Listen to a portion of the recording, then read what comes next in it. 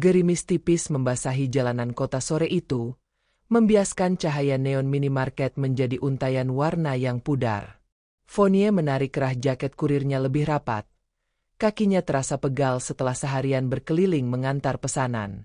Di balik pintu kaca minimarket, ia melihat seorang kakek tua yang tampak kebingungan di depan mesin ATM. Raut wajahnya menunjukkan frustrasi, jemarinya yang keriput bergetar saat mencoba menekan tombol. Fournier, tanpa pikir panjang, melangkah masuk. Ia tahu betul bagaimana rasanya kesulitan, dan melihat orang lain dalam situasi sulit selalu menggerakkan hatinya. Fournier dengan sopan menawarkan bantuan. "Bapak butuh bantuan?" Suaranya lembut, namun jelas. Kakek itu, yang belakangan diketahui bernama Marlon, mendongak dengan tatapan lega. Fournier membimbingnya dengan sabar, menjelaskan langkah demi langkah penggunaan mesin ATM. Marlon terkesan dengan kesabaran dan kebaikan gadis muda itu. Ia mencatat dalam hati, ada sesuatu yang istimewa dari Fournier. Setelah transaksi selesai, Marlon berterima kasih dan menawarkan imbalan, namun Fournier menolaknya dengan senyum. "Bantu sesama itu sudah cukup, Pak," katanya, lalu pamit untuk melanjutkan pekerjaannya sebagai kurir. Marlon tersenyum, hatinya menghangat. Ia merasa menemukan seberkas harapan di tengah kesibukan kota yang seringkali melupakan kebaikan. Bagi Fournier, rutinitasnya adalah kanvas yang diwarnai oleh deru mesin motor dan aroma bensin, diselingi hiruk-pikuk kampus. Ia sibuk mengantar paket, dari dokumen penting untuk perusahaan besar hingga makanan hangat untuk keluarga. Hari itu, sebuah pesanan mengantarkannya ke sebuah gedung pencakar langit di pusat kota, kantor Tando Group, sebuah nama yang kerap ia dengar di berita ekonomi. Ketika Fournier melangkah masuk ke lobi yang megah, matanya langsung menangkap kemewahan yang kontras dengan kehidupannya. Lantai marmer mengilap, lampu kristal menggantung elegan, dan aroma mahal menyeruak dari setiap sudut. Ia merasa sedikit kikuk dengan seragam kurirnya yang sederhana di tengah orang-orang berjas rapi yang lalu lalang. Fournier berjalan menuju meja resepsionis, siap menyerahkan paket. Tiba-tiba, suara memecah keheningan lobi. "Nak Fournier." Fournier menoleh, dan matanya membulat. Di sana, di samping pilar besar, berdiri Marlon, kakek yang ia tolong di minimarket. Wajahnya yang keriput kini dihiasi senyum lebar yang tulus. Fournier sedikit terkejut, namun membalas sapaan Marlon dengan senyum hangat. "Bapak apa kabar?" tanya Fournier, merasa senang bertemu kembali dengan kakek baik hati itu. "Kabar baik, Nak." "Wah, tidak menyangka kita akan bertemu lagi di sini," ujar Marlon, nada suaranya penuh kehangatan. Ia menatap Fournier lekat-lekat, seolah sedang menilai sesuatu. Di samping Marlon, seorang pria muda berwajah tampan dengan setelan jas mahal berdiri tegak. Postur tubuhnya tegap, rahangnya tegas, dan tatapan matanya tajam. Pria itu menatap Fournier dengan pandangan ingin tahu, sedikit merendahkan, seolah bertanya-tanya mengapa kakeknya bisa begitu akrab dengan seorang kurir. Dialah Tando, cucu Marlon, sang pewaris Tando Group. Tando mengamati Fournier dari ujung kaki hingga ujung rambut. Seragam kurir yang sedikit lusuh, rambut yang diikat asal-asalan, dan wajah lelah yang tak bisa disembunyikan. Ia mengangkat alisnya sedikit, mendapati pemandangan yang terasa aneh di mata seorang Tando yang terbiasa dengan kemewahan dan kesempurnaan. Bagi Tando, seorang kurir hanyalah roda kecil dalam mekanisme bisnisnya, bukan seseorang yang pantas mendapat perhatian khusus dari kakeknya yang terhormat. "Fournier, ini cucu kakek, Tando," Marlon memperkenalkan. "Tando, ini Fournier, gadis baik yang membantu kakek di ATM waktu itu." Tando mengangguk singkat, lebih seperti formalitas daripada sapaan tulus. "Tando." Nada suaranya datar, tanpa emosi. Fournier membalas dengan anggukan dan senyum sopan. "Fournier." Ia bisa merasakan ada dinding tak kasat mata yang dibangun oleh pria angkuh di hadapannya ini. Setelah menyerahkan paket dan berpamitan dengan Marlon, Fournier segera beranjak, merasa sedikit tidak nyaman dengan tatapan Tando. Marlon mengamati kepergian Fournier hingga gadis itu hilang dari pandangan. Seulas senyum misterius terukir di bibirnya. Beberapa hari setelah pertemuan tak terduga itu, Marlon memanggil Tando ke ruang kerjanya yang luas di lantai teratas gedung Tando Group.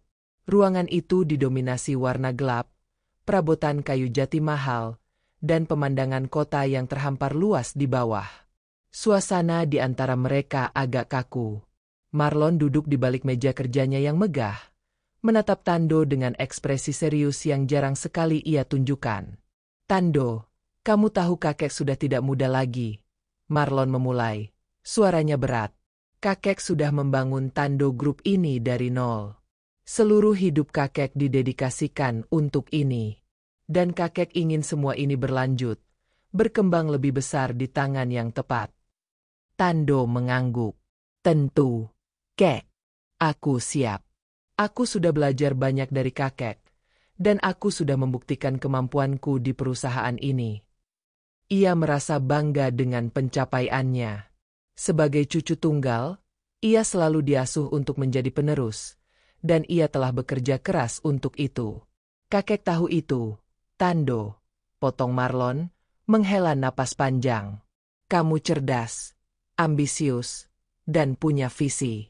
Tapi ada satu hal lagi yang harus kamu miliki, Tando. Hal yang tidak bisa dibeli dengan uang, namun sangat fundamental untuk seorang pemimpin besar." Tando mengernyitkan dahi. Ia bingung. Apakah ini tentang etika bisnis? Kepemimpinan? Ia sudah merasa menguasai semua itu. Marlon melanjutkan, "Kakek ingin kamu memiliki sebuah keluarga. Seorang istri yang bisa menopangmu, menjadi pondasi yang kokoh di sampingmu. Kakek telah melihat banyak anak muda yang kehilangan arah setelah mewarisi kekayaan. Mereka punya segalanya, tapi tanpa pendamping yang tepat, mereka hancur." Mata Marlon menatap tajam ke arah Tando. Seorang pemimpin sejati, bukan hanya kuat dalam bisnis, tetapi juga stabil dalam kehidupannya. Tando merasakan firasat buruk. "Kek, aku akan menikah nanti, tentu saja. Tapi aku ingin memilih sendiri pasanganku. Kek, seseorang yang sesuai dengan visi dan misi hidupku," katanya sambil membayangkan wajah Melinda. Tando sudah memiliki bayangan ideal tentang pasangannya. Wanita cerdas, berpendidikan tinggi, dari kalangan yang setara, dan yang paling penting, bisa mendukung citranya di mata publik. Marlon menggebrak meja, membuat Tando tersentak. Bukan dengan kemarahan, melainkan dengan ketegasan yang tak terbantahkan. "Tidak, Tando. Kakek tidak akan menunggu. Kakek tidak akan menyerahkan warisan ini sampai kamu memenuhi satu syarat ini." Tando menahan napas. "Syarat apa, Kek?" Marlon mencondongkan tubuhnya ke depan. Matanya menyorot tajam. "Kakek ingin kamu mencari gadis bernama Fournier. Kakek ingin kamu menikahinya." Hening. Kata-kata itu menggantung di udara, memantul di dinding ruangan yang megah. Tando tidak bisa mempercayai apa yang ia dengar. "Menikahi siapa, Kek? Fournier? Kurir itu?" Suaranya meninggi, dipenuhi rasa tidak percaya dan sedikit amarah. "Ini adalah lelucon, bukan?" "Kakek serius, Tando," jawab Marlon. Suaranya tenang namun penuh otoritas. "Gadis yang membantu kakek di ATM waktu itu. Gadis yang kakek temui lagi di lobi beberapa hari yang lalu. Tapi, Kek, itu konyol." Tando berdiri, mondar-mandir di depan meja. "Aku bahkan tidak mengenalnya. Dia hanya seorang kurir. Apa yang kakek lihat darinya? Aku punya standar.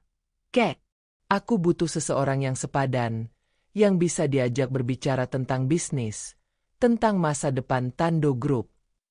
Tando melancarkan argumennya dengan cepat. Perbedaan latar belakangnya terlalu jauh.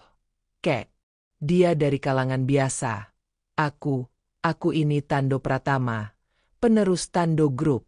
Bagaimana mungkin kakek bisa meminta hal seperti itu? Ia mencoba mencari celah, argumen yang paling logis untuk membatalkan perintah kakeknya yang absurd ini. Ini akan memalukan. Kek, apa kata orang nanti? Marlon hanya menatap Tando dengan sorot mata yang tak terbantahkan.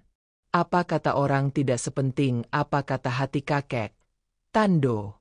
Kakek melihat sesuatu dalam diri gadis itu. Kebaikan, ketulusan, dan ketangguhan yang jarang kakek temukan di lingkunganmu. Tando mencoba lagi. Suaranya kini lebih putus asa. Kek, tolong pikirkan lagi. Ini hidupku. Kek, pernikahan itu sakral, bukan sesuatu yang bisa dipaksakan seperti ini.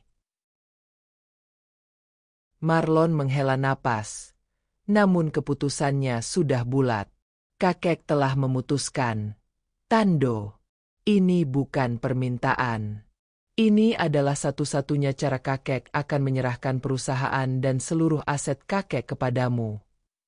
Matanya menatap Tando lurus, tanpa keraguan sedikit pun. Jika kamu tidak menikah dengan Fournier, kakek akan mencari cara lain untuk menyerahkan warisan ini. Mungkin ke Yayasan Amal, atau ke orang lain yang kakek nilai lebih pantas. Kata-kata itu bagaikan palu godam yang menghantam Tando. Ia terpaku, lidahnya keluh. Selama ini, ia telah mencurahkan seluruh hidupnya untuk mempersiapkan diri menjadi pewaris tunggal Tando Group. Ia telah bekerja keras, mengorbankan banyak hal, dan sekarang, semua itu terancam hanya karena sebuah pernikahan yang dipaksakan dengan seorang gadis kurir yang bahkan tidak ia kenal. Darah Tando mendidih. Ia merasa direndahkan, dimanipulasi. Harga dirinya tercabik-cabik. Bagaimana mungkin kakeknya bisa melakukan ini padanya? Tando Group adalah impiannya. Takdirnya. Ia mengepalkan tangannya. Amarah dan frustrasi bercampur aduk di dalam dirinya. Ia ingin membantah, berteriak, namun ia tahu, ketika Marlon sudah mengeluarkan ultimatum, tidak ada lagi yang bisa mengubah pikirannya. Tando keluar dari ruangan kakeknya dengan langkah gontai. Otaknya dipenuhi kekacauan. Fournier. Nama itu kini melekat di benaknya. Bukan sebagai seseorang yang membantu kakeknya, melainkan sebagai penghalang besar di antara dirinya dan warisannya. Ia harus mencari Fournier. Tapi untuk apa?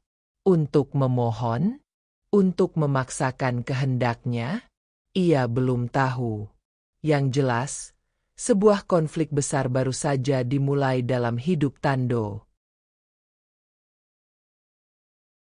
Ruang kerja Tando yang minimalis dan modern, yang sebelumnya menjadi oase ketenangan baginya, kini terasa seperti sangkar. Pemandangan kota dari balik jendela besar seolah mengejeknya. Ultimatum Marlon terus bergaung di kepalanya. Setiap kata-kata kakeknya bagai belenggu yang mengikat masa depannya.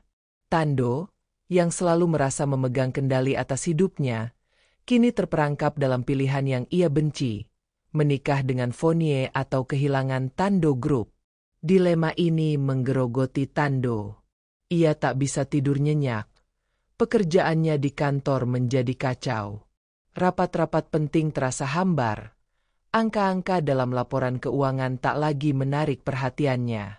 Pikiran Tando terus berputar pada Fournier, gadis kurir yang dulu tak pernah ia sadari keberadaannya. Bagaimana bisa seorang gadis biasa seperti Fournier menjadi penentu nasibnya? Kebanggaan, ego, dan ambisinya berbenturan dengan kenyataan pahit ini. Ia merasa harga dirinya diinjak-injak. Menikahi gadis itu? Demi apa?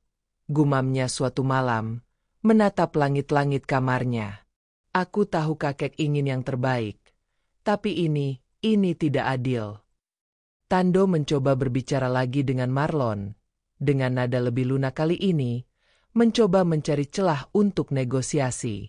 Kek, apakah tidak ada cara lain? Aku bisa mencari wanita lain yang sesuai keinginan kakek, yang juga dari keluarga baik-baik, yang setara denganku. Marlon hanya menggelengkan kepala.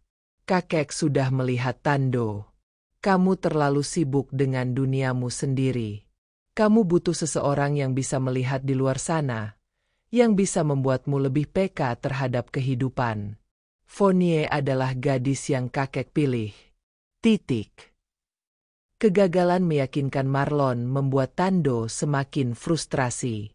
Ia mulai melampiaskan emosinya pada hal-hal kecil. Stafnya menjadi sasaran kemarahannya. Supirnya kena semprot karena sedikit terlambat. Aura dingin dan angkuh Tando semakin pekat, membuat semua orang di sekitarnya merasa tak nyaman. Teman-teman dekatnya pun mulai menjaga jarak, tak mengerti apa yang terjadi pada Tando yang biasanya tenang dan terkontrol. Di benaknya, Fournier adalah masalah utama, akar dari semua kegelisahannya. Ia harus mencari Fournier. Tapi dengan tujuan apa? Untuk meyakinkannya menolak lamaran ini? Atau malah untuk memaksanya menerima? Agar ia bisa segera lepas dari belenggu ini? Tando sendiri belum menemukan jawabannya. Dengan hati yang berat dan penuh rasa kesal, Tando mulai mencari tahu tentang Fournier. Ia memanfaatkan koneksinya untuk mendapatkan informasi seakurat mungkin. Bukan hal sulit bagi seorang Tando Pratama untuk melacak seseorang di kota ini. Dalam waktu singkat, ia mendapatkan profil singkat Fournier. Fournier Lestari, mahasiswi semester akhir jurusan Ekonomi Pembangunan di sebuah universitas negeri terkemuka, berasal dari desa di kawasan Bukit Barisan, dan tinggal di sebuah rumah kos sederhana di bilangan pondok. Tando mengendarai mobil mewahnya ke sekitar area kos Fournier. Ia memarkirkan mobilnya agak jauh, mengamati dari balik jendela tintanya. Ia melihat Fournier yang baru pulang kuliah, memakai ransel, tampak letih namun tetap bersemangat. Fournier segera mengganti pakaiannya dengan seragam kurir, lalu mengambil kunci motor matiknya dan pergi mengantar pesanan. Tando mengikutinya dari jauh, mengamati bagaimana Fournier melewati ganggang sempit, menembus kemacetan, dan naik turun gedung-gedung demi mengantarkan paket. Ia melihat Fournier menunggu pesanan di depan sebuah restoran Padang. Wajahnya lesu namun matanya tetap fokus pada layar ponselnya. Ia melihat Fournier menuruni tangga sebuah gedung perkantoran, sambil menyeka keringat di dahinya. Tando juga menyaksikan Fournier membeli semangkuk mie ayam di pinggir jalan, makan dengan lahap, seolah itu adalah hidangan paling lezat di dunia. Setiap malam, Tando juga mengamati bagaimana lampu kamar kos Fournier menyala hingga larut. Ia sering melihat Fournier belajar. Tumpukan buku dan makalah berserakan di mejanya. Ada kalanya Fournier tertawa kecil sambil menelepon, mungkin dengan keluarganya. Ada kalanya ia terlihat murung, mungkin karena tugas kuliah yang menumpuk atau masalah finansial. Perlahan, Tando mulai melihat Fournier bukan hanya sebagai kurir yang diremehkan. Ia melihat ketangguhan, ketekunan, dan perjuangan hidup yang begitu nyata. Fournier tidak hidup dalam kemewahan seperti dirinya.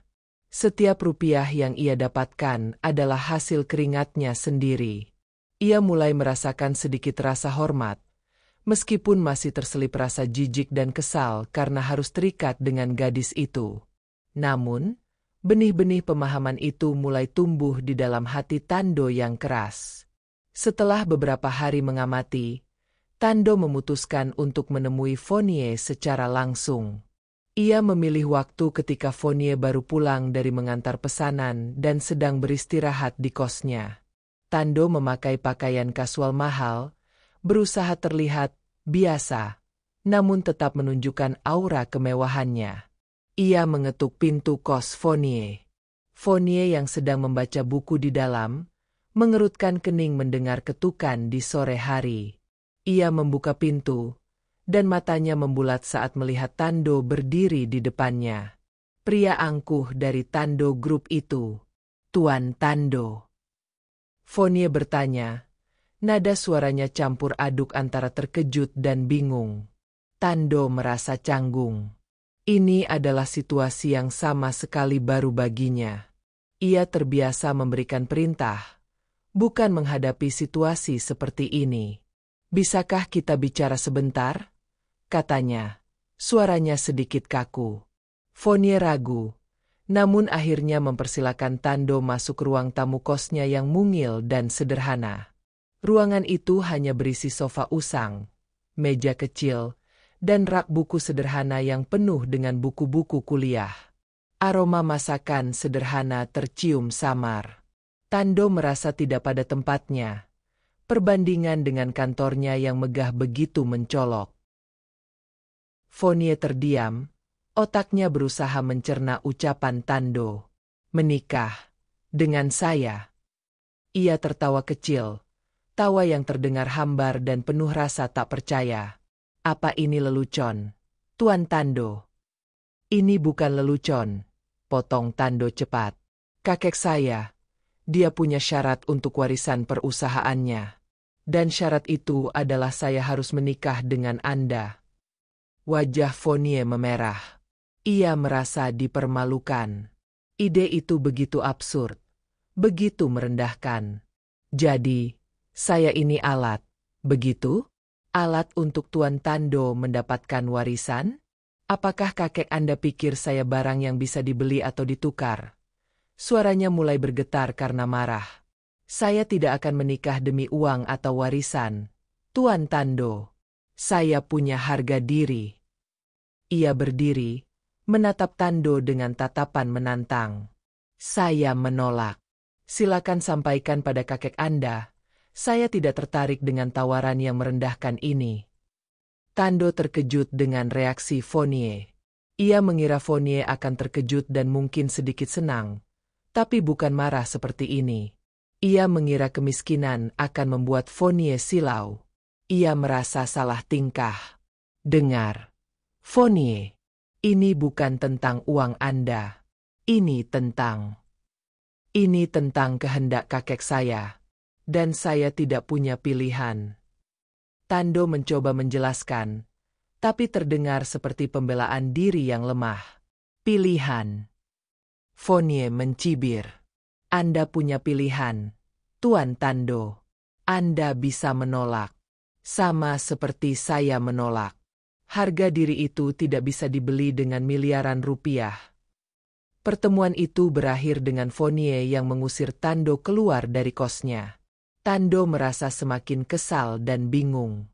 Gadis ini, Fournier, benar-benar berbeda dari siapapun yang pernah ia temui. Penolakannya yang keras membuat egonya terluka parah. Penolakan Fournier adalah pukulan telak bagi Tando. Ia tak pernah dibantah sesengit itu, apalagi oleh seorang gadis kurir. Namun, di balik kemarahannya, ada sedikit rasa penasaran yang tumbuh. Fournier tidak silau dengan uang, tidak gentar oleh posisinya. Itu adalah hal yang langka.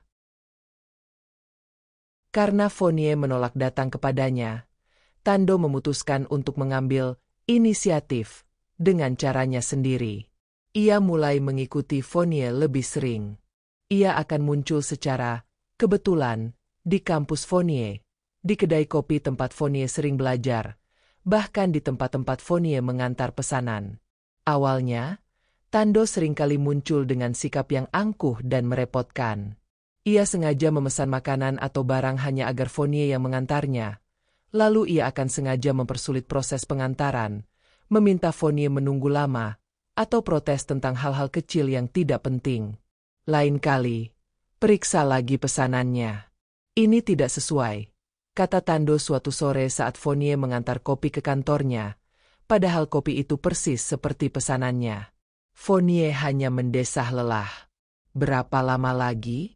Saya ada kelas. Tando berkata dingin ketika Fournier terpaksa menunggunya menyelesaikan panggilan telepon penting. Fournier, yang sudah sangat jengkel, selalu berusaha mengabaikan Tando. Ia menganggap pria itu sebagai pengganggu kelas kakap. Setiap kali melihat mobil mewah Tando terparkir di dekat kosnya, atau melihat Tando berdiri di sudut kampus dengan gaya sok cuek, Fournier hanya bisa menghela napas. Ia mencoba menghindarinya, mengubah rute, atau mematikan ponselnya. Namun, Tando selalu menemukan cara untuk muncul di depannya. Suatu kali, motor Fournier mogok di tengah jalan yang sepi saat hujan deras. Tando, yang kebetulan mengikutinya dari belakang, mau tak mau harus menolong. Ia dengan canggung menawarkan Fournier untuk naik ke mobilnya. Fournier ragu, tapi dingin dan hujan membuatnya tak punya pilihan. Selama perjalanan ke bengkel, mereka diam. Tando merasa aneh melihat Fournier yang basah kuyup namun tetap menjaga jarak. Di lain waktu, Fournier sedang terburu-buru mengerjakan tugas kelompok di perpustakaan. Tando muncul, duduk di meja yang sama, dan pura-pura membaca koran. Ia terus-menerus mengamati Fournier, membuat Fournier merasa tidak nyaman. "Bisakah Anda tidak mengganggu saya? Saya banyak pekerjaan," Fournier berkata dengan nada frustrasi. Tando hanya mengangkat bahu. "Saya hanya membaca. Perpustakaan ini umum, kan?"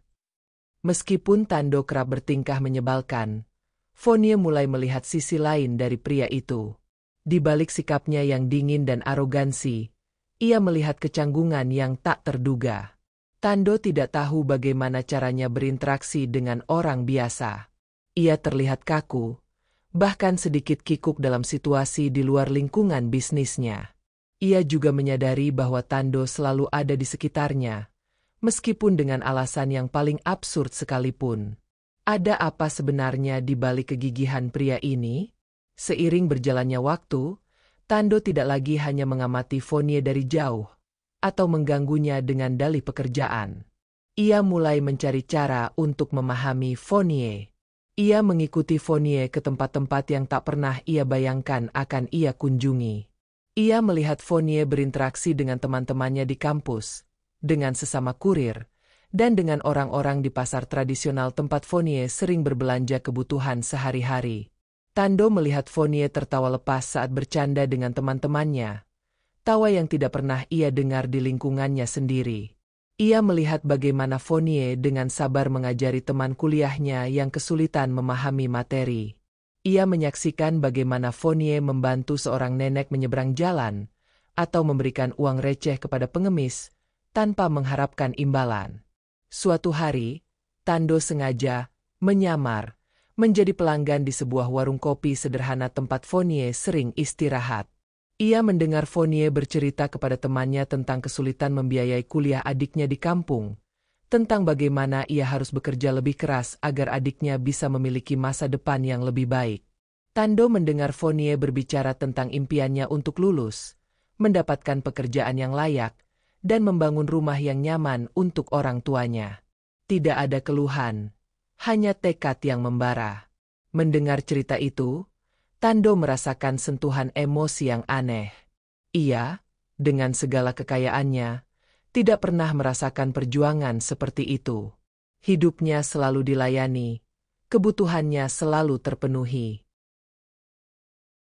Fournier adalah gambaran nyata dari ketangguhan dan ketulusan.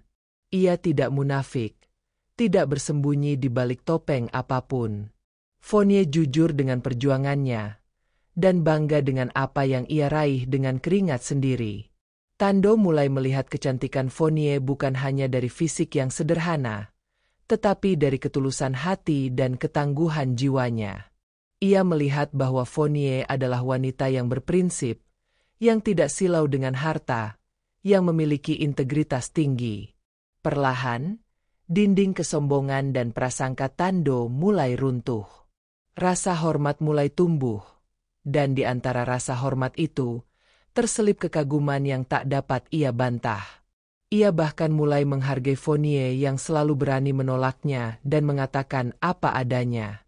Perlahan tapi pasti, keberadaan Tando mulai menjadi bagian dari hidup Fournier, meskipun Fournier masih menganggapnya pengganggu. Namun, hubungan mereka tidak luput dari cobaan dan rintangan. Kabar tentang gadis kurir yang dijodohkan dengan Tando mulai menyebar di kalangan sosialita. Teman-teman Tando, yang terbiasa dengan gaya hidup glamor, mencemooh pilihan Marlon. Apa-apaan kakekmu itu, Tan? Memangnya tidak ada wanita yang lebih pantas? Tanya seorang teman dengan nada sinis. Kakekmu sudah gila, ya? Ejek yang lain. Tando harus menahan amarahnya dan membela Fournier, sesuatu yang tidak pernah ia bayangkan akan ia lakukan. Ia mulai menyadari bahwa dunia elitnya tidak seindah yang ia kira. Ketika Fournier menceritakan tentang Tando dan lamaran paksa itu, orang tuanya di kampung sangat khawatir. Nak, jangan sampai kamu dimanfaatkan. Orang kaya itu banyak akalnya, pesan ibunya dengan nada cemas. Mereka takut Fournier akan terjebak dalam masalah yang lebih besar. Fournier harus meyakinkan mereka bahwa ia bisa menjaga diri, meskipun ia sendiri masih belum yakin dengan Tando. Ada beberapa kolega bisnis Tando yang tidak suka dengan keputusan Marlon. Mereka menginginkan Tando Group jatuh ke tangan mereka, atau setidaknya dikelola dengan cara yang lebih modern, tanpa campur tangan Marlon. Mereka mulai mendekati Fournier secara diam-diam, mencoba menawarkan uang agar Fournier menolak Tando secara permanen. Kau bisa mendapatkan banyak uang, Nona. Hidup nyaman tanpa harus terikat dengan pria sombong itu, bujuk seorang wanita dari kompetitor Tando Group. Fournier menolak tawaran itu mentah-mentah dan menceritakannya kepada Tando. Kejadian itu semakin membuat Tando yakin akan integritas Fournier. Setiap rintangan ini, alih-alih memisahkan mereka, justru semakin mempererat ikatan Tando dan Fournier. Mereka mulai memiliki musuh bersama, menghadapi tekanan dari luar. Fournier melihat bahwa Tando, meskipun arogan, sebenarnya peduli dan berusaha melindunginya. Ia juga menyadari bahwa Tando tidak seburuk yang ia bayangkan. Ada beban besar di pundaknya, tanggung jawab untuk mengelola perusahaan besar. Tando juga tidak semanja yang ia kira. Tando, di sisi lain, menemukan kekuatan pada diri Fournier yang tidak ia temukan pada wanita lain. Fournier adalah penyeimbang, cermin yang menunjukkan kepadanya sisi lain dari kehidupan. Ia mulai menyadari bahwa kebahagiaan sejati bukanlah tentang kekayaan semata, tetapi tentang memiliki orang yang jujur dan tulus di sampingnya. Ia mulai merasakan bahwa Fournier adalah satu-satunya orang yang bisa ia percaya sepenuhnya. Hubungan Tando dan Fournier perlahan bertransformasi. Dari awalnya paksaan dan kebencian, menjadi rasa saling memahami dan kagum. Tando tidak lagi menganggap Fournier sebagai masalah, melainkan sebagai bagian tak terpisahkan dari hari-harinya. Ia mulai mencari keberadaan Fournier bukan karena paksaan kakeknya, tapi karena ia merindukan kehadirannya. Ia akan menunggu Fournier pulang kuliah hanya untuk mengobrol singkat. Ia akan sengaja mampir ke warung kopi tempat Fournier biasa makan, lalu menawarkan diri untuk membayar makanannya, bukan dengan nada merendahkan, melainkan dengan ketulusan yang mulai tampak. Tando bahkan mulai membantu Fournier dengan tugas-tugas kuliahnya yang rumit, menggunakan pengetahuannya yang luas. Fournier, yang awalnya menolak, akhirnya menerima bantuan Tando karena ia sadar Tando memang cerdas. Fournier pun mulai melihat Tando dengan mata yang berbeda. Ia melihat Tando yang bisa menjadi perhatian meskipun caranya kaku. Ia melihat Tando yang sebenarnya kesepian di balik citra pria suksesnya. Ia melihat Tando yang mau belajar, yang mau mendengarkan keluh kesahnya tentang kuliah dan pekerjaan. Ia mulai menyadari bahwa di balik sikap dinginnya, Tando memiliki hati yang tulus dan keinginan untuk berubah. Ia mulai melihat kerentanan Tando, dan itu membuatnya merasakan empati yang dalam. Suatu malam, Fonie sakit demam tinggi setelah kehujanan saat mengantar paket. Tando, yang mendapatkan kabar itu dari pemilik kos, langsung datang. Ia membawa obat-obatan, bubur, dan bahkan mengantar Fonie ke klinik. Tando merawat Fonie dengan sabar, hal yang belum pernah ia lakukan untuk orang lain. Saat itu, Fonie melihat ketulusan yang nyata di mata Tando. Ia tahu, perasaan itu bukan lagi hanya paksaan atau kewajiban. Perlahan, hati Fonie yang dulu keras menolak Tando mulai melunak. Ia tidak lagi melihat Tando sebagai bos sombong atau pria aneh yang dijodohkan, melainkan sebagai Tando, seseorang yang mulai ia hargai dan bahkan mulai ia cintai. Tando juga merasakan hal yang sama. Ia tidak lagi hanya menjalankan perintah kakeknya. Ia mencintai Fonie, mencintai ketulusannya, ketangguhannya, dan kebaikan hatinya.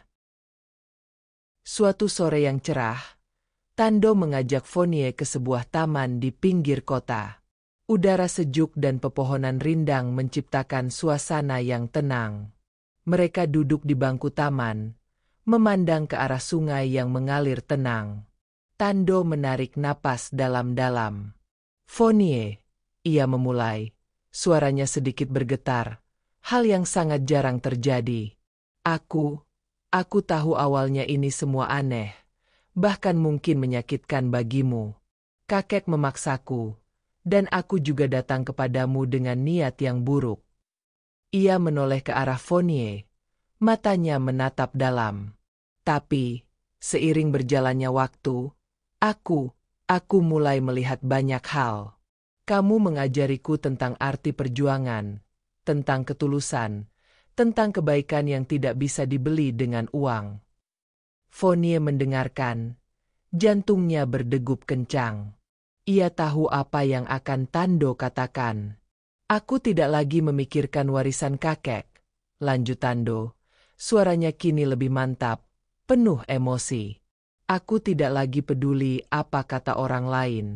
Aku hanya tahu bahwa aku tidak bisa membayangkan hidupku tanpamu. Fonie, kamu membuatku menjadi orang yang lebih baik. Kamu adalah satu-satunya orang yang membuatku merasa hidup." Tando meraih tangan Fonie, menggenggamnya erat. "Aku tahu aku banyak salah di awal, dan aku ingin memperbaikinya. Aku ingin bersamamu, bukan karena paksaan kakek, bukan karena Tando Group, tapi karena aku mencintaimu, Fonie." Fonie menatap mata Tando. Ia melihat ketulusan yang memancar, kejujuran yang meluluhkan segala keraguan. Air mata mengalir di pipinya. Ia tidak pernah menyangka akan mendengar kata-kata itu dari Tando Pratama. Tando kemudian berlutut di hadapan Fonie, mengeluarkan sebuah cincin sederhana namun indah dari saku jasnya. "Fonie Lestari, maukah kau menikah denganku? Bukan karena warisan, tapi karena kita saling mencintai, dan karena aku ingin menghabiskan sisa hidupku bersamamu." Fonie tak kuasa menahan isak tangis. Semua perjuangan, semua rasa sakit hati, semua keraguan, kini terbayar lunas. Ia melihat masa depan yang cerah bersama pria ini, pria yang awalnya ia benci, namun kini ia cintai. "Ya, Tando, aku mau," jawabnya. Suaranya bergetar karena haru. Tando bangkit, memeluk Fonie erat. Itu adalah pelukan yang tulus, pelukan dua jiwa yang akhirnya menemukan satu sama lain. Kabar tentang lamaran tulus Tando dan Fonie segera sampai ke telinga Marlon. Kakek itu sangat bahagia, senyumnya tak pernah pudar. Ia memeluk Tando erat. "Kakek tahu kamu akan mengerti, Tando. Kakek tahu kamu akan menemukan yang terbaik." Marlon bangga melihat perubahan besar dalam diri cucunya. Tando kini bukan lagi pria arogan yang hanya memikirkan materi, melainkan pria yang penuh cinta dan bertanggung jawab. Ia tahu, Tando Group akan berada di tangan yang tepat. Meskipun awalnya orang tua Fournier masih ragu, mereka akhirnya memberikan restu dengan sepenuh hati setelah melihat langsung kebahagiaan Fournier dan perubahan positif pada diri Tando.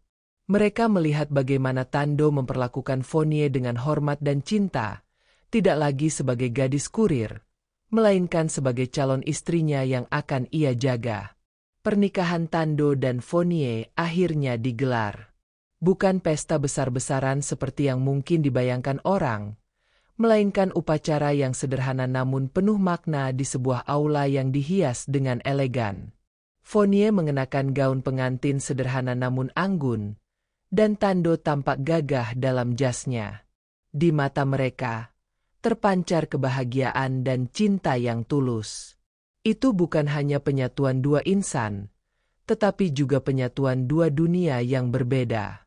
Fournier, sang mahasiswi miskin yang berjuang keras, kini menjadi istri dari pengusaha muda kaya raya, pewaris Tando Group.